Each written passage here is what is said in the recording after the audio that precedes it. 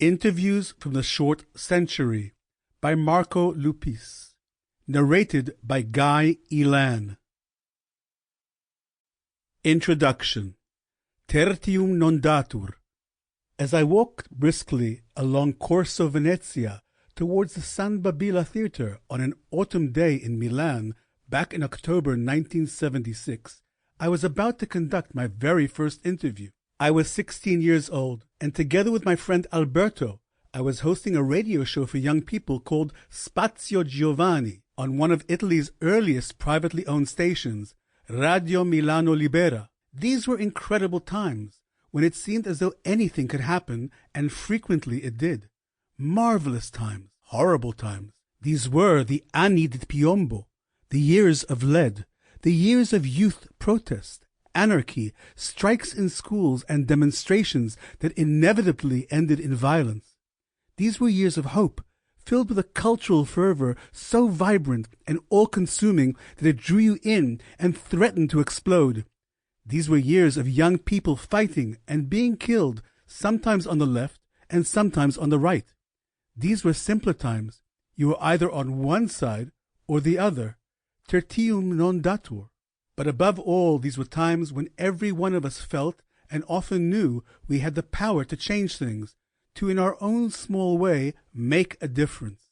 Amid all the chaos, excitement, and violence, we were actually pretty laid back, taking things as they came.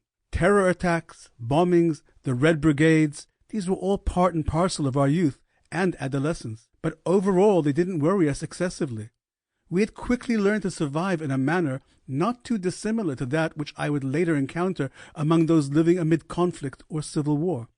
They had adapted to such extreme living conditions a bit like we had back in the 1970s. Alberto and I really wanted to make a difference. Whereas today's kids are engrossed in selfies, Instagram, and smartphones, we poured our boundless enthusiasm and utterly carefree attitude into reading everything in sight and going to concerts, music festivals — it was that magical time when rock music was really taking off — and film clubs. And so it was, armed with a dictaphone and our heads full of dreams, we made our way hurriedly towards the San Babila Theatre on that sunny October afternoon more than 40 years ago. Our appointment was at 4 p.m., an hour before the matinee performance was due to begin. We were led down to the basement of the theatre where the actors had their dressing rooms, and waiting for us in one of them was the star of the show and my first interviewee, Peppino De Filippo. I don't remember much about the interview, and unfortunately the recordings of our radio show must have got lost during one of my many moves. What I can still remember clear as day is the buzz, that frisson of nervous energy that I felt, and would feel plenty more times in my life before the interview began. I say interview, but really I see an interview as a meeting. It's a lot more than just a series of questions and answers. Peppino De Filippo was coming to the end. He died just a few years later of what was already a legendary career acting on stage and screen. He greeted us without getting up from his seat in front of the mirror where he was doing his makeup. He was kind, courteous, and engaging, and he pretended not to be taken aback when he found himself confronted with a couple of spotty teenagers. I remember the calm, methodical way in which he laid out his stage makeup, which looked heavy, thick, and very bright. But the one thing that really sticks in my mind is the profound look of sadness in his eyes. It hit me hard because I felt his sadness so intensely. Perhaps he knew that his life was drawing to a close, or maybe it was proof of the old theory about comedians. They might make everybody else laugh, but they are themselves the saddest people in the world.